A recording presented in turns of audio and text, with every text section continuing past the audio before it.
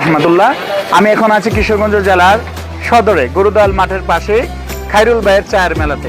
আমার জীবনে অনেক চা খেয়েছি, এখন এখানে কেবল চায়ের নাম হলো বুলেট চা, মানে তেঁতুল দিয়ে তৈরি করে, তেঁতুল কাঁচামরিচ আরও আদার্স মশলা দিয়ে তৈরি করে, যা অত্যন্ত সুস্বাদু। তো অলরেডি আমি 5 কাপের মতো খেয়ে ফেলেছি, তারপরে আবার আরেক কাপ বানানোর অর্ডার দিয়েছি রিফাতকে নিয়ে।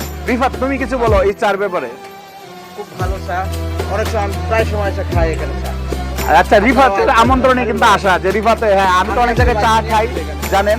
হ্যাঁ, কিশোরগঞ্জ জেলা ঘুরে ঘুরে বিভিন্ন স্থানের জনপ্রিয় খাবারগুলো আমি রিভিউ করি। তারপরেও আজকে আবার আসলাম ভাইয়ের দোকানে, আমার ফার্স্ট টাইম আসে। আর ও আগেও খেয়েছে, আমাকে বললো ভাই একেবারে গরুদয়াল মুক্ত মঞ্চের পাশেই কিন্তু ওনার দোকানটা অবস্থিত, বকুলতলা, হ্যাঁ বকুল গাছের নিচে।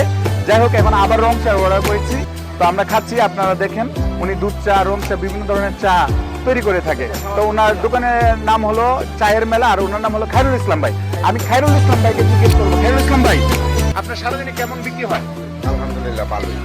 আপনার এই পরীক্ষা থাকলে বেচা কিনাটা বেশি হয়, আর পরীক্ষা না থাকলে সারাদিনে আনুমানিক কত কাপ বিক্রি করতে পারেন? এই আনুমানিক আপনার 1000 কাপ, 1000 1000, 1500, 1200, 2000 পর্যন্ত বিক্রি হয়। 2000 কাপ। আচ্ছা আচ্ছা, যাই হোক খায়রুল ইসলাম ভাই, আপনার সব মিলিয়ে ভালোই চলছে, এই তো? আপনার সাথে আরো কথা বলবো ভবিষ্যৎ ইনশাল্লাহ। ভাই চা পাঠাচ্ছে, ওই চা হয়ে গেছে, রিফাতের চা নিয়ে নিছে আলহামদুলিল্লাহ। তো আসলে চা আমাদের খাবার নয়, ব্রিটিশরা জোর করে চাপিয়ে দিয়েছে, এখন আমরা কিনে খাই। কিন্তু ব্যাপার হলো এই চা দিয়ে আমরা এখন রিভিউ করি, বিষয়টা হলো এরকম।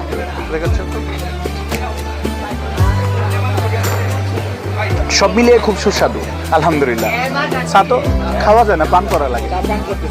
হ্যাঁ, চা পান করতেছি। সবাই ভালো থাকবেন। গরুদয়াল মাঠের এখান থেকে শুভেচ্ছা, ভালোবাসা জানাচ্ছি সবাইকে। আসসালামু আলাইকুম। দেখুন বুলেট চা কিভাবে তৈরি করে। বুলেট চা, যা অত্যন্ত জনপ্রিয় এই কিশোরগঞ্জের ভিতরে। মাথা ব্যথা ছিল তীব্র, তাই এসলাম, বুলেট চা খেলাম, আলহামদুলিল্লাহ খুব ভালো।